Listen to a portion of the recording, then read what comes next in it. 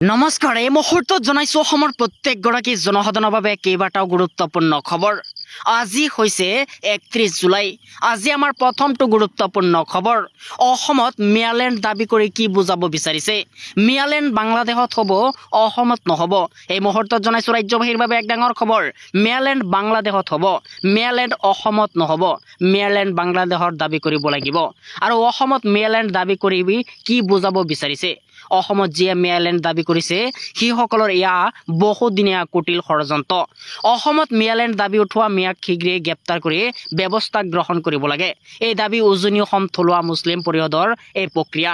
এই মুহূৰ্তত জনাইছো আমাৰ দ্বিতীয় নম্বৰ খবৰটোলৈ। আমাৰ দ্বিতীয় নম্বৰ খবৰটো হৈছে ডাঙৰ খবৰ। ই ৰিক্সা চালকলৈ আহি গৈছে 12টা ডাঙৰ নিৰ্দেশনা। নিয়ম নামানিলে ভৰিব লাগিব জৰিমনা। এই মুহূৰ্তত জনাইছো ৰাজ্যবাসীৰ বাবে এক ডাঙৰ খবৰ। ই ৰিক্সা চালকলৈ আহি গৈছে 12টা ডাঙৰ নিৰ্দেশনা। নিয়ম নামানিলে ভৰিব লাগিব বৃহৎ পৰিমাণৰ জৰিমনা। এক নম্বৰ হৈছে সকলো ই ৰিক্সা চালকে পৌৰসভাই যোগান ধৰা নম্বৰ প্লেট লগাব লাগিব। দ্বিতীয় নম্বৰত নগাঁও পৌৰসভা এলেকা পৌৰসভাৰ দ্বাৰা অনুমোদিত ই ৰিক্সাৰ বাহিৰে অন্য ই ৰিক্সা চলাচল নিষেধাজ্ঞ। তৃতীয় নম্বৰত কৈছে পুৱা 5 বজাৰ পৰা 9 বজালৈকেহে চলাব পাৰিব ই ৰিক্সা। 4 নম্বৰত প্ৰতিখন ই ৰিক্সা সোঁফালে গ্ৰিলেৰে বন্ধ কৰা হ'ব লাগিব আৰু বেক হৰ্ণ লুকিং গ্লাছ থাকিব লাগিব। লগতে ই ৰিক্সাসমূহৰ আগফালে আৰু পিছফালে হালধীয়া প্লেটৰ টেপ লগাব লাগিব। আৰু ই ৰিক্সা চালকে নিচামুক্ত দ্ৰব্য সেৱন কৰিব নোৱাৰিব, অন্যথা বাতিল কৰা হ'ব অনুজ্ঞাপত্ৰ। 7 নম্বৰত দিয়া হৈছে চালকৰ বাহিৰে চালকৰ আসনত অন্য যাত্ৰী বহিব নোৱাৰিব। মুঠ 5 জন যাত্ৰীহে যাত্ৰা কৰিব পাৰিব। আৰু চালকে অনুজ্ঞাপত্ৰ সকলো সময়তে লগত ৰাখিব লাগিব, অন্যথা 500 টকা পৰ্যন্ত জৰিমনা ভৰিব লাগিব। আৰু 9 দিয়া হৈছে নিৰিখ মতে ভাড়া ল'ব লাগিব। প্ৰথম কিলোমিটাৰৰ 10 টকা আৰু পিছত প্ৰতি কিলোমিটাৰৰ 5 টকা ল'ব লাগিব। আৰু 10 নম্বৰতে আছে তিনিআলি আৰু চাৰিআলিৰ 10 মিটাৰৰ ভিতৰত ই ৰিক্সা যাত্ৰী উঠা নমা কৰিব নোৱাৰিব। আৰু 11 নম্বৰত আছে যাত্ৰী উঠা নমা কৰিবলৈ ষ্টেচনত 1 মিনিটকৈ বেছি সময় ৰ'ব নোৱাৰিব। এই মুহূৰ্তত জনাইছো আমাৰ তৃতীয় নম্বৰ খবৰটোলৈ। আমাৰ তৃতীয় নম্বৰ খবৰটো আছে ডাঙৰ খবৰ। বিষ্ণু মন্দিৰত তীব্ৰ উত্তেজনা। নিষিদ্ধ মাংসক লৈ সৃষ্টি হৈছে উত্তপ্ত পৰিস্থিতি। এই মুহূৰ্তত জনাইছো ৰাজ্যবাসীৰ বাবে এক ডাঙৰ খবৰ। পুনৰ নিষিদ্ধ মাংসক লৈ পুনৰ ৰাজ্যত উত্তপ্ত পৰিস্থিতি। নিষিদ্ধ মাংসৰ বিৰুদ্ধে ওলাই আহিছে এবাৰ সকলো হিন্দু মুছলমান।